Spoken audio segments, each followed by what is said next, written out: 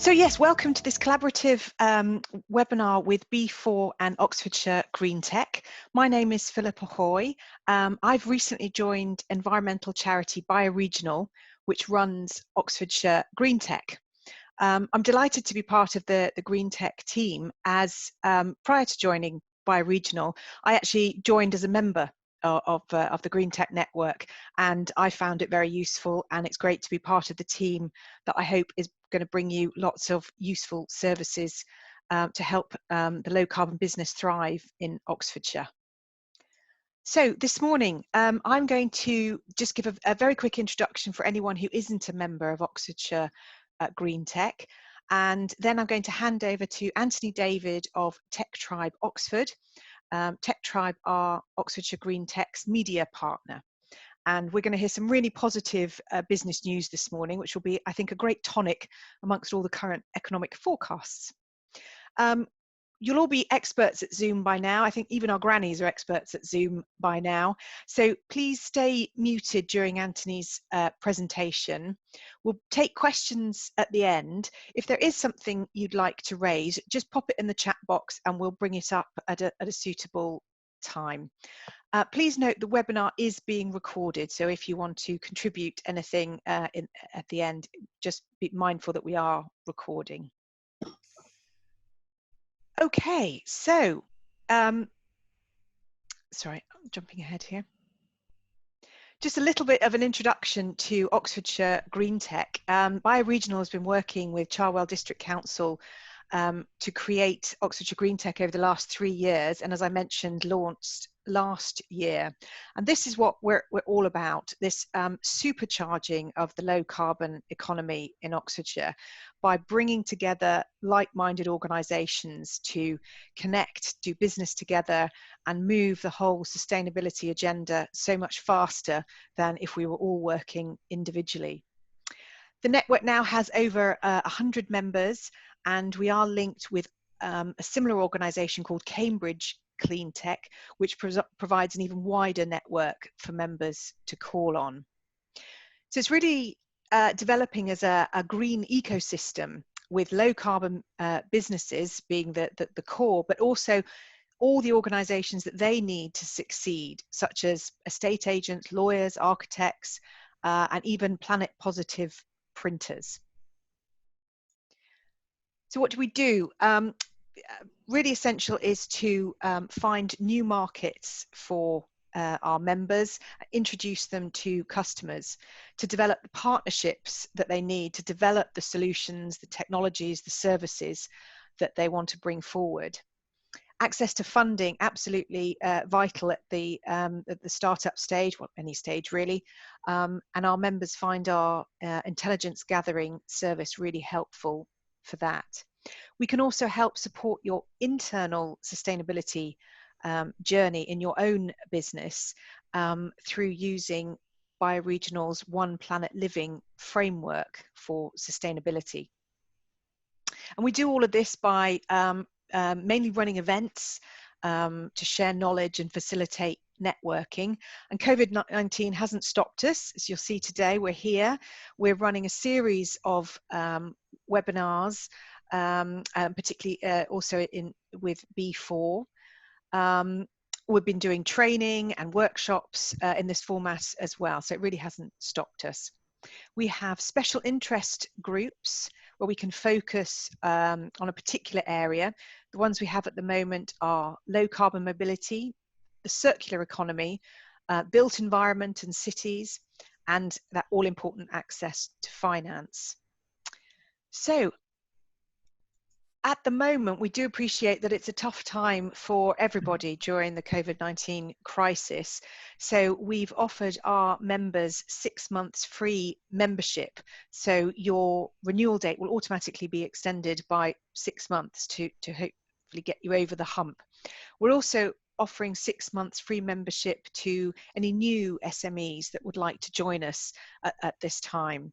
So we'll be running webinars and masterclasses and workshops like these over the coming months. So do keep an eye out on social media, and they're all listed on our website. And do get in touch if you'd like to join, either join fully or just join our mailing list. either via the website or social media. So without further ado, I'd like to introduce Antony David, the technology editor and co-founder of TechTribe Oxford. Antony is a chemistry graduate. He spent most of his career using, then making equipment for the music and broadcast industries.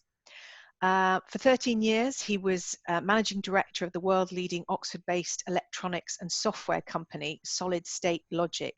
So he really does know the business inside and out. So over to you, Antony, if you want to share your screen.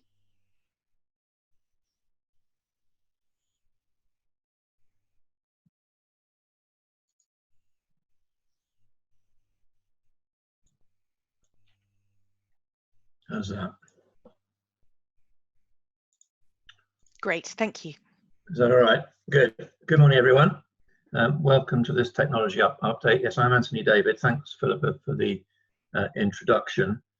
I'm a technology editor of TechTribe Oxford, and I've been writing stories about technology and innovation in Oxfordshire since we launched TechTribe last year. This is what the homepage of our website looks like at the moment. TechTribe Oxford is an independent source of journalism about technology and innovation in the county. And there's a lot going on in Oxfordshire, so there's no shortage of things to write about. If you look at the top of the page, you can see that we present our articles under 5 headings: health tech, creative tech, transport tech, biz tech, and enviro tech. We also have a list of upcoming events that we think will be of interest to our readers, and a list of workspaces in the county that you can search by category. So these include co-working spaces, serviced and unserviced offices, science parks, laboratories, business parks, studios, and light industrial. This morning, I'm going to focus on 2 main areas that I think are relevant to the Cleantech agenda: energy and transport. And then I'll briefly share some current information about the business environment. So let's start with some recent stories about energy technology, starting with batteries. So demand for batteries is increasing dramatically. This graph from Bloomberg gives you an idea of what's coming. The black area shows the expected growth in batteries for electric vehicles. And I'll be coming back to this topic. Along with the growth in volume comes pressure for improvements in power to weight ratio, recharge speed, life cycle increase, and of course cost. There are several Oxfordshire companies working on different aspects, and I'll run through some of the other companies that are active in this area, and then I'll talk in a little bit more detail about a very interesting one, Oxis Energy. Oxford University Split Brill Power is pioneering approaches to extend the effective life of batteries through intelligent control of multiple cells. Its system is designed to work with batteries using different chemistries sourced from a variety of manufacturers that can extend battery lifetimes by up to 60%. Nexion, which has offices in Abingdon and also in Yokohama in Japan, has produced silicon anodes in rechargeable lithium-ion batteries that give batteries significantly greater energy density and capacity, providing lighter batteries with more power and longer times between charges. Zapgo, which licenses technology developed in Oxford University, specialises in what are known as supercapacitors, which are used when very short charging or discharging times are needed, such as in regenerating braking systems, and can also be used for buffering conventional energy sources.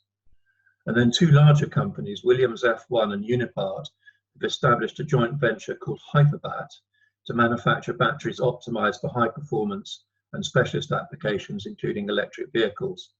The company aims to become the UK's leading independent manufacturer of high voltage battery systems. Their factory, which is being built now, is based near Coventry. So let's dig into what Oxis Energy are doing in a little bit more detail. The gentleman in the picture here is Oxis Energy's CTO, Dr. David Ainsworth, and I spent a bit of time with him just before Christmas last year. Currently, lithium-ion chemistry is used for most of the rechargeable batteries in your phone, in electric vehicles, and also in the growing market for home batteries. The batteries are light, they can sustain many charge-discharge cycles, and the design and manufacture of the cells is well understood and developed for manufacturing. There are also some shortcomings.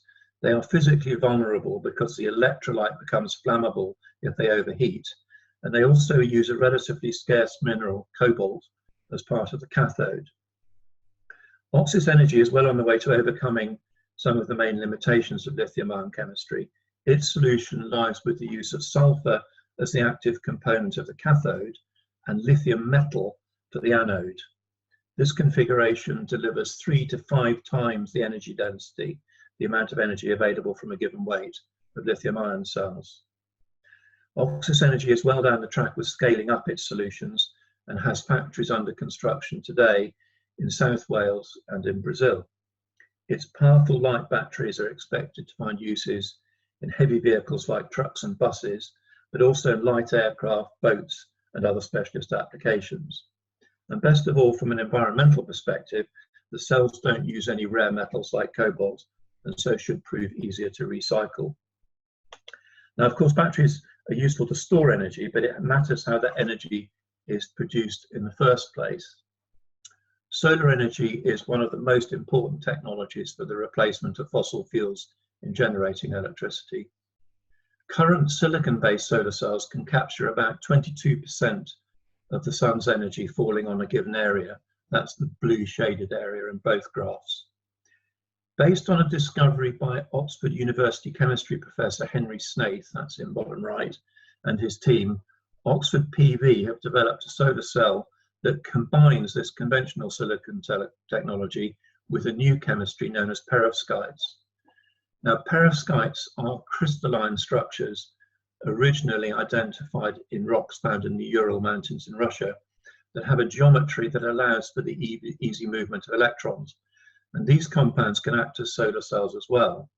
And the Oxford PV team have created a perovskite molecule that is tuned to the bandwidth of radiation that penetrates the Earth's atmosphere. And that's represented here by the brown shaded area on the right-hand graph. The team then managed to overlay a very thin layer of this perovskite material on top of the conventional silicon cell to create what's known as a tandem cell that can absorb up to 35% of the received radiation. So this tandem cell increases the efficiency of energy capture by about 50% and is set to revolutionize the solar industry. Oxford PV is currently starting to manufacture standard size PV cells at its new factory in Germany near Brandenburg. An interesting thing to note, I think, is that despite being based in Oxfordshire, both Oxford PV and the Williams F1 Unipart battery joint venture chose not to set up their manufacturing operations here. Their reasons include the local cost of living, especially accommodation, the availability of suitable buildings or business parks, and the constrained transport infrastructure. Now, at the moment, the main focus for road transport is on the move to electric vehicles as the best way to reduce the use of fossil fuels. But batteries add to the weight of vehicles and ultimately limit their effective range of operation. This fixed weight does not compare favourably with the energy density of fossil fuels, nor with the energy density of some clean alternatives. Professor Bill David from Oxford University explained to me some of the work that he and his colleagues have been doing.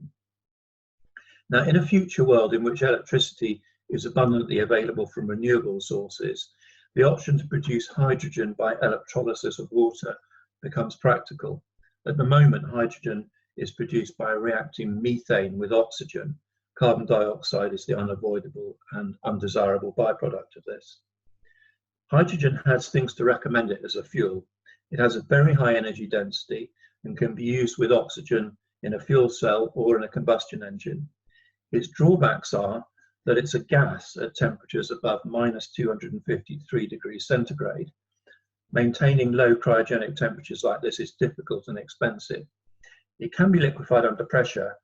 For mobile storage, this requires pressures of around about 10,000 pounds per square inch, which again is expensive.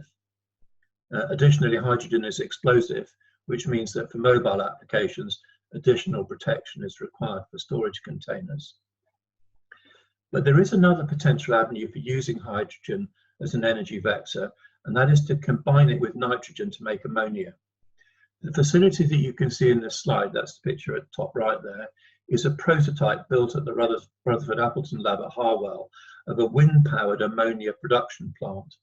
The electricity generated by the wind turbine there is used to produce hydrogen by electrolysis.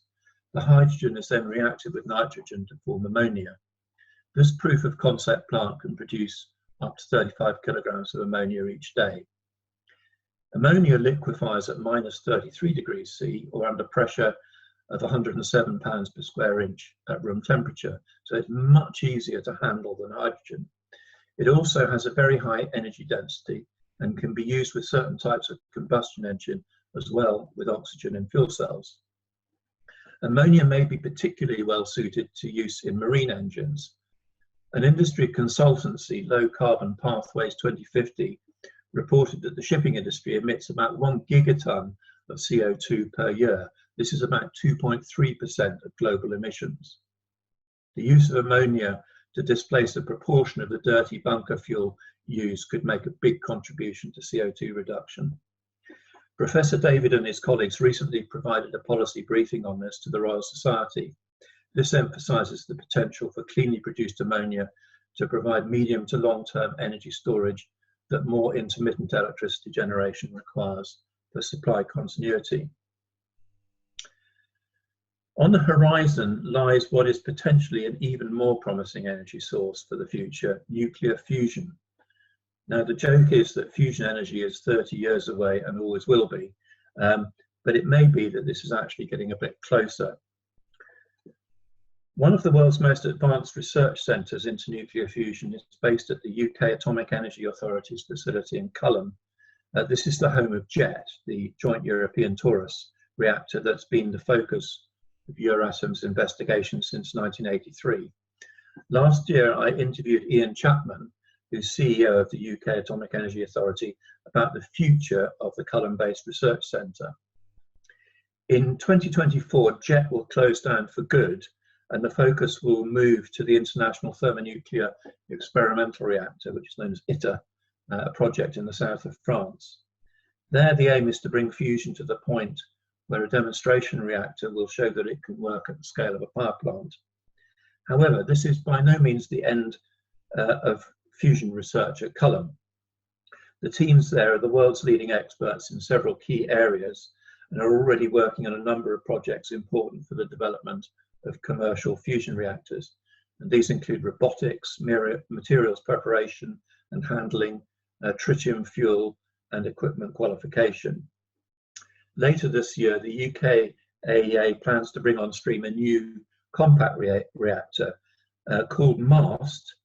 This is a smaller, more efficient and cheaper fusion reactor called a spherical tokamak, and it has a sort of cord apple shaped magnetic chamber that holds the hot plasma fuel instead of the usual ring donut configuration of the jet reactor.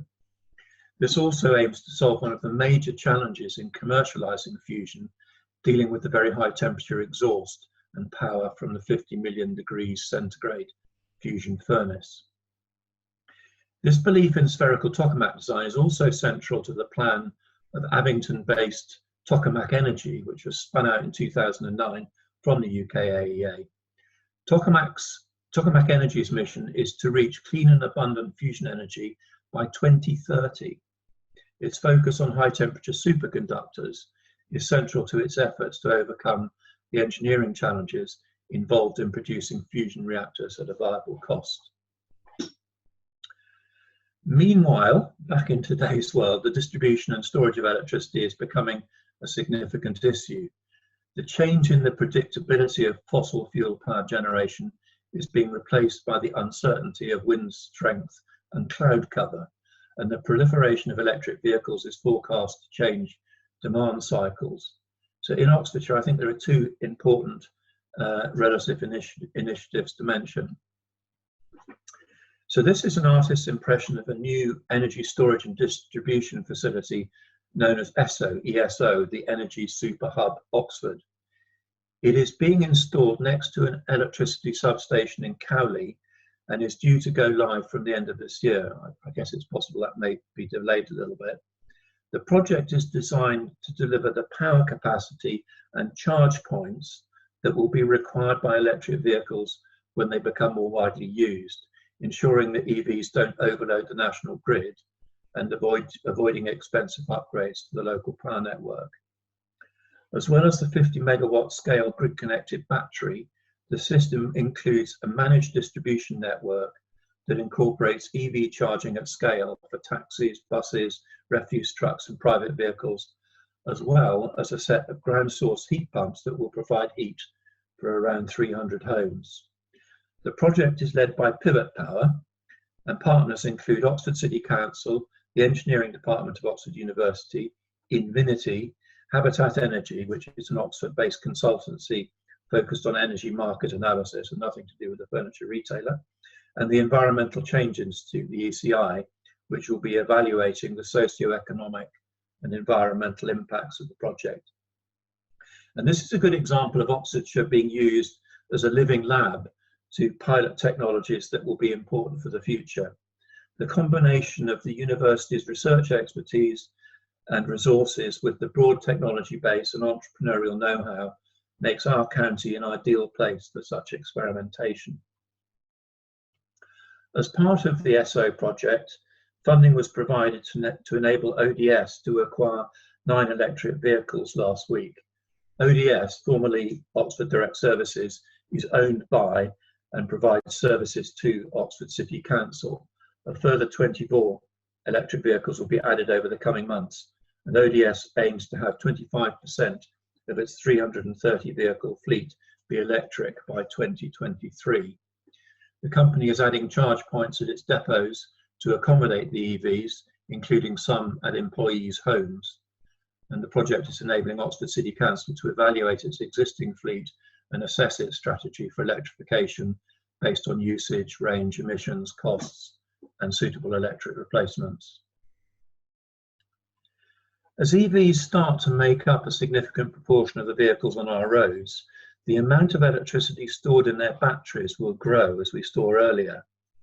To help balance the supply of electricity, a project called Vehicle to Grid, or V2Go, is piloting the practicalities of bidirectional charging. So imagine you're a business like ODS with a fleet of EVs. At the end of the working day, you plug your vehicles into their charge points so that they're ready for tomorrow's journeys. Depending on how far they've driven during the day, the batteries will be partially but not fully discharged.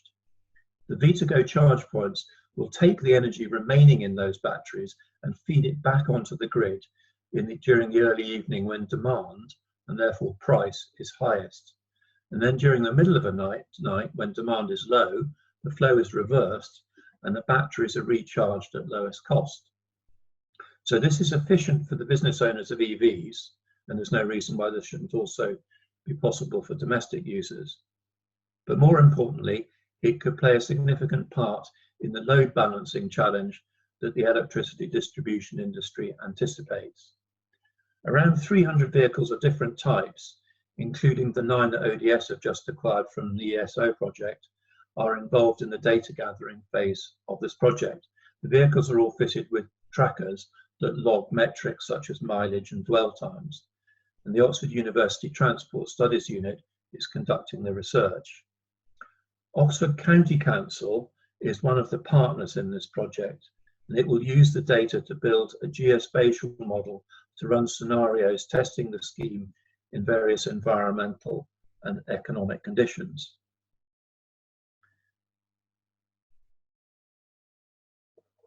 Most of us will be aware of the shortcomings of Oxfordshire's road system, the management of which is the responsibility of the County Council. As well as having to deal with today's traffic problems, the County Council also has to anticipate the impacts of the changes that CO2 reduction strategies will take. The County Council has been using a 6-year-old transport modelling system which relies on mobile phone data for its planning, and has now commissioned a new system taking a fresh approach to procurement by defining the outcomes required rather than the dimensions of the system. The result is a project that's been led by Oxford computer consultants, It includes specialists in different areas, including modelling firm Immense Solutions, location-based big data specialist GeoSpock, and 2 real-time journey analysis providers, Altera TopNet Technologies and Oxford SME Zipabout.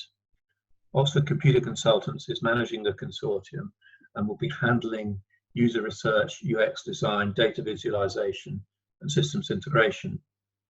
The consortium is working together to build a smart city in a box called MIMAS, M-I-M-A-S, a cloud-hosted model for transport scenarios, which will allow local authorities and other developers to access transport modelling as a service.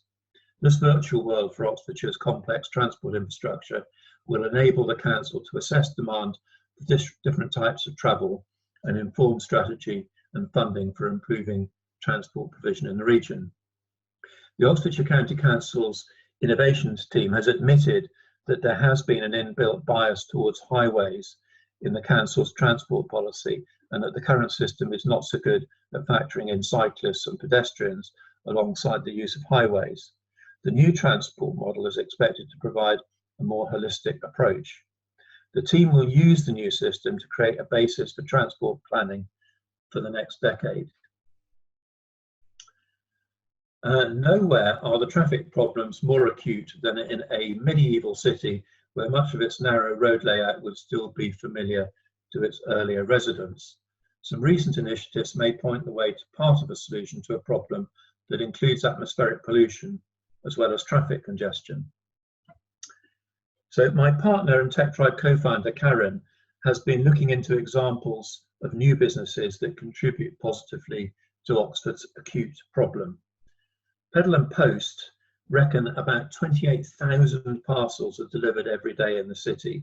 About a quarter of these go to the university's colleges. The rising cost of motor vehicle deliveries is making the economically efficient business model of Pedal and Post more and more attractive, and their fleet and the number of deliveries they make is growing steadily. During the current pandemic, Pedal and Post's entrepreneurial spirit has brought together traders to produce a service that enables lockdown residents to order online from a selection of small traders. The website is called localoxford.co.uk. Pedal and Post collect together the goods you order and deliver them for you in one package. Another business that makes full use of the cargo bike is OxWash. OxWash's team collect your laundry, wash it and iron it at their Osmead laundry, that's the picture in the bottom right, and return it to you. As well as conducting their collection and delivery service in an environmentally responsible way, OxWash has also invested in specialised cleaning and drying equipment. Its washing machines use a water reclamation process to recycle water during the wash cycle, filtering out dirt and microfibres at each stage, then reusing water that would otherwise have gone down the drain to be replenished with drinking quality water from the mains. The machines can also wash at low temperatures. Getting at 20 degrees C results that conventional machines can only get at temperatures between 40 and 80 degrees C.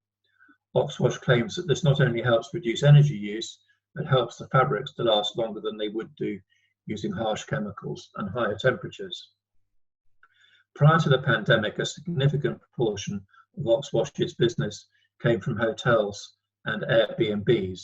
As these are currently inactive, OxWash has successfully replaced much of this business with new customers from NHS GP surgeries and from the vaccine trial programme.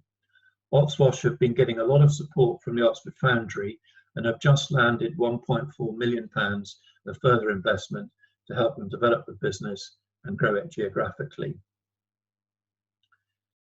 Finally, let's return to electric vehicles and 2 recent stories.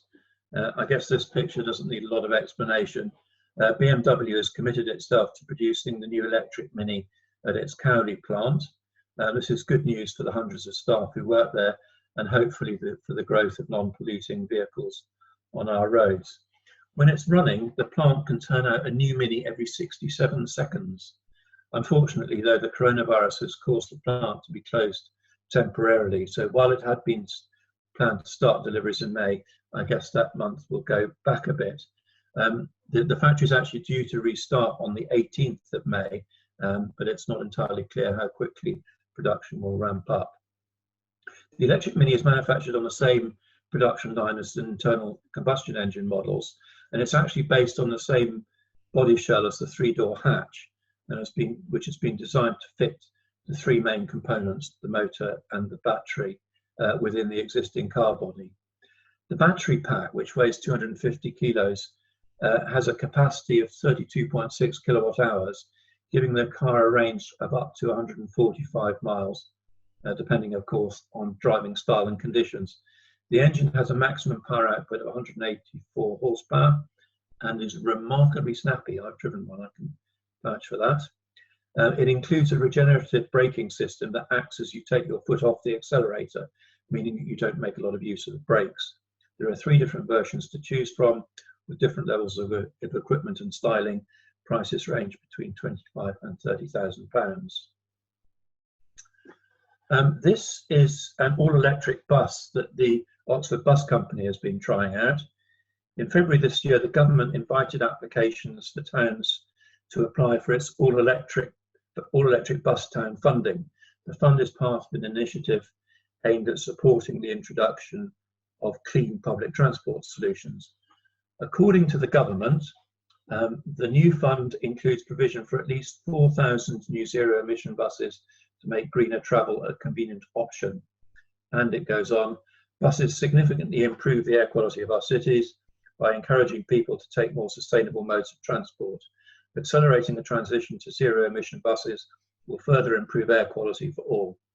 Funding will also help create higher frequency services at times of day when demand is lower, and make it easier for people to leave their car at home and make journeys in a healthy and sustainable way. So that's all good then. And while we're on the subject of government support, perhaps I can direct you to an attention of to a roundup of what is offered. So this is an article you can find on our website. We're updating it regularly when anything significant changes. The bullet points on the right are the topics covered, but I won't go into detail of what each offers, except to draw your attention to the Future Fund and the Innovate UK support, as these may have additional resonance for tech companies here. The Future Fund was announced on 21st of April. It will contribute up to £250 million for investment into high growth companies. The scheme will launch sometime in May through the British Business Bank. Companies will be able to get between 125,000 and 5 million of government money, providing it's matched with equal or larger sums from private investors, and as long as the company has previously raised at least £250,000 in equity investment from a third party within the last 5 years. The loans are convertible, meaning if they're not repaid, the money will convert into equity. Also on the 21st of April, the Treasury announced that up to £750 million of support for R&D will be available through Innovate UK's grants and loan scheme, allocated if your company passes an innovation assessment. Details of this will be made in due course, apparently. There are also Go Create grants that are available to SMEs on a competitive basis from £1,000 to £50,000 for innovation projects within tech and non-tech businesses. This requires a minimum 3-to-1 co-investment by the applicant business. Details on an application forms for this you can find on the OxWash website. So this pretty much brings me to the end of my presentation. Most of what I've talked about is culled from articles on the TechDrive Oxford website at oxford.techdrive.co. We're always interested to learn about new developments, innovations and businesses. So if you have something you think we might be interested in, please email me. The TechTribe website has a list of events that you may find interesting. Obviously, a lot of events are moving online at the moment. So if you are organising an event, please email us the details and we'll try to include it. And finally, as I mentioned at the start, the site also has a directory of Oxfordshire workspaces, everything from co-working spaces to light industrial units. If you're looking out for somewhere, please check it out. If you manage a facility or have space to rent us out, let us know. That is all from me. Thanks very much for your attention. I'll be happy to take questions.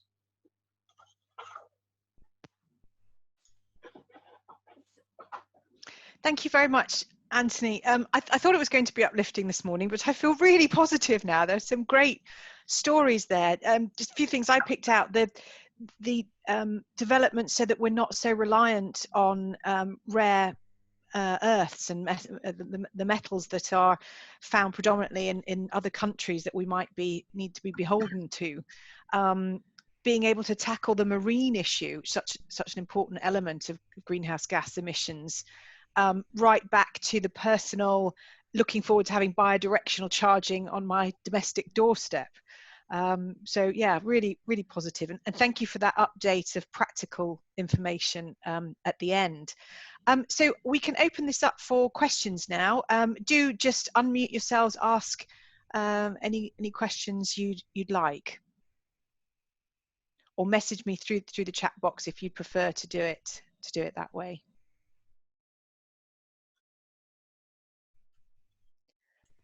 I'd just like to ask, similarly the points that I picked out, Tony, Antony, what was the have you come across in the last few months, do you feel is probably the most exciting development, the one, the real game changer in Oxfordshire or further afield?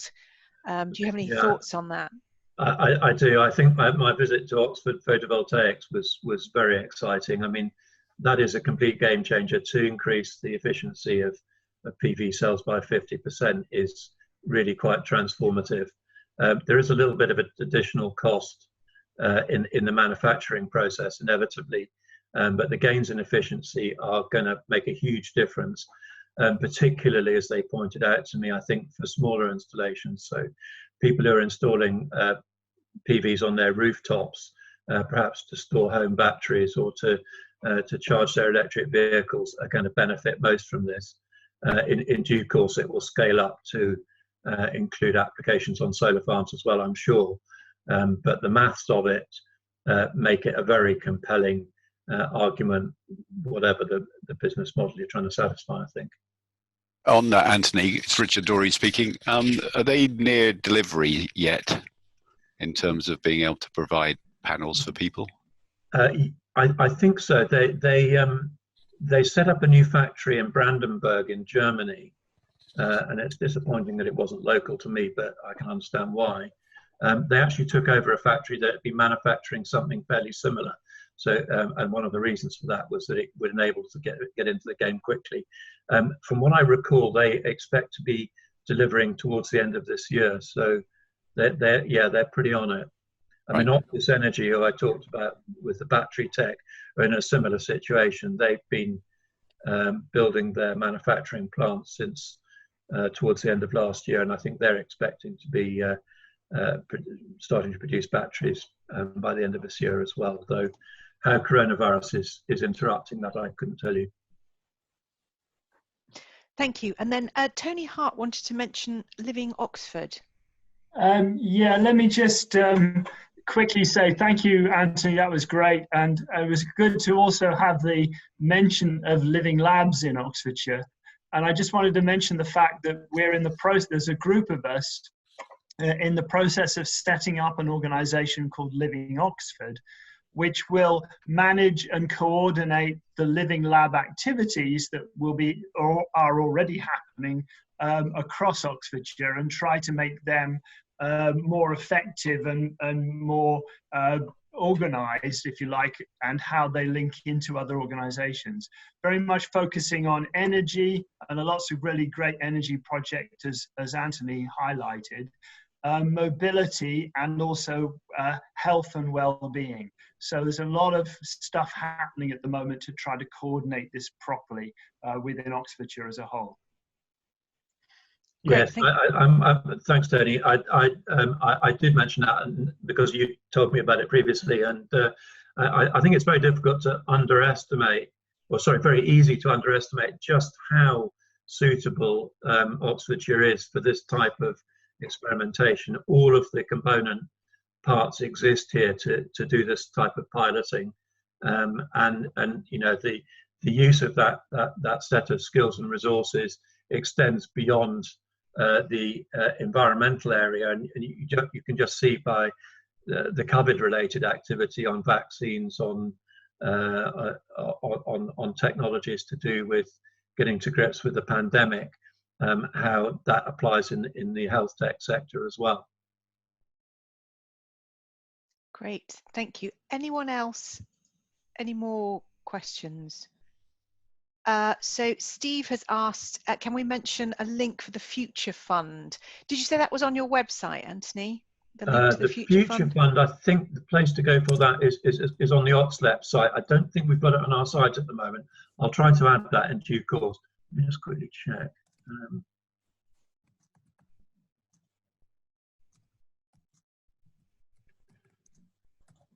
Yeah, there is also a central government website on Future Fund. There's a whole process that's being set up by them as to how to apply for the grants. Thanks. We are going to have to move on. It's a busy schedule of webinars this morning. Thank you again to Anthony. I just wanted to mention a couple more events that we'll be hosting over the next couple of weeks, very much supporting companies in this difficult time. We're looking at the framework from the Lively Worlds organization that helps organizations become anti-fragile, to become really resilient in difficult situations. And then the following week, we're looking at how mentoring, coaching, and other support services can help innovators at this time. So I just want to say again, thank you very much to B4 for hosting this webinar, and to Anthony for that great and, as I say, very uplifting roundup this morning. So thank you very much, everyone. We hope to see you at future online events. So stay safe. Bye-bye.